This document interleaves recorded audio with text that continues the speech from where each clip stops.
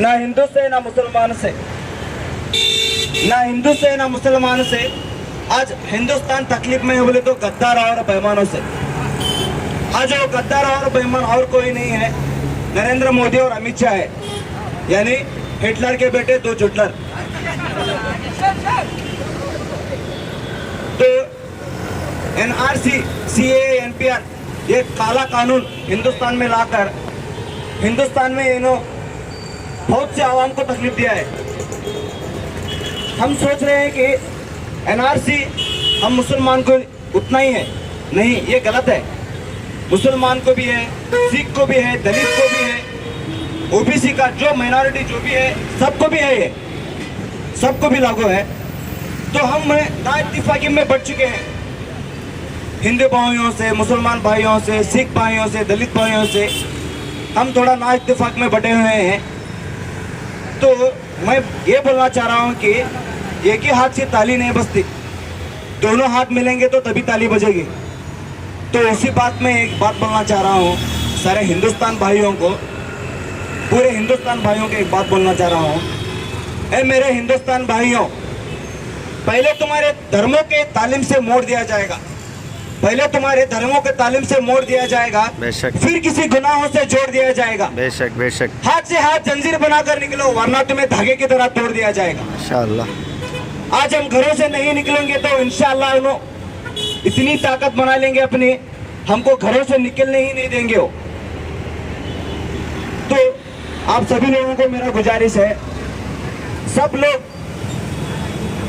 NRC, CAA, NPR ये क्या है करके हमारे घरों, बच्चे, बहनों, हमारी माँ बहनों को भी ये समझाना बहुत ज़रूरी है हमें, क्योंकि अप्रैल 1 को एनपीआर के फॉर्म लेकर कुछ आरएसएस के दल्लू तुम्हारे घर घर तक आने वाले हैं।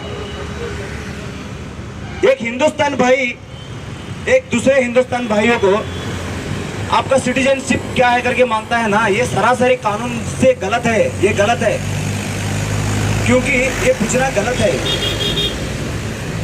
आपके घर को जब एनपीआर का फॉर्म भरने के लिए जो भी आरएसएस के दल्ले लोग आते हैं ना, आप कौन सा भी डॉक्यूमेंट्स उनको मत बताइए, मत दिखाइए। हम अहिंसा को मानने वाले हैं, बाबा साहब अम्बेडकर को, संविधान को मानने वाले हैं, हम हिंसा नहीं करना चाहते।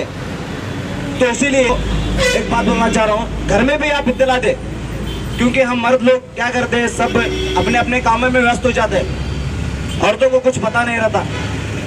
तो आपसे गुजारिश है घर में भी थोड़ा समझाइए उनको। अप्रैल 1 से इनका काम शुरू होने वाला है। तो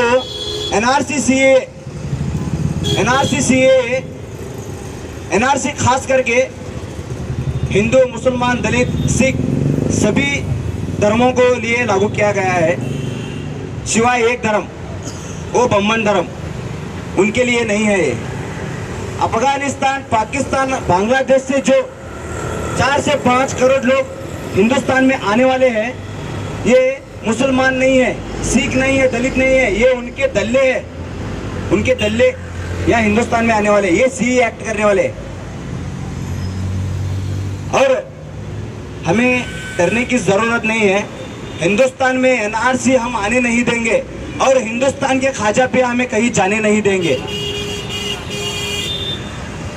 तो हमारे शाहीन बाग में हमारे माँ बहनों इतनी कड़ी धूप में, इतनी ठंडी में, बारिश में जो एहतजाज कर रहे हैं, उनका जज्बे के लिए हम सारा हिंदुस्तान से सलाम है।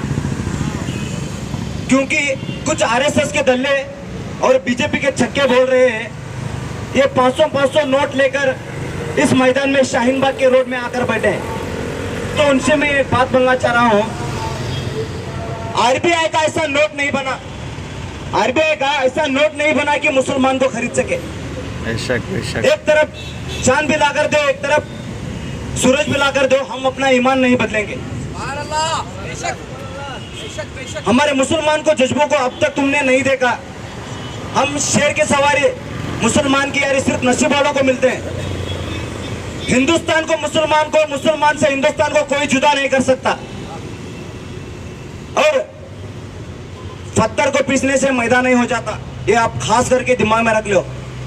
पत्थर को पीस कर मैदान नहीं बन जाता, हिंदुस्तान से मुसलमान को बाहर निकालने वाला माइका लाल पैदा नहीं हो जाता।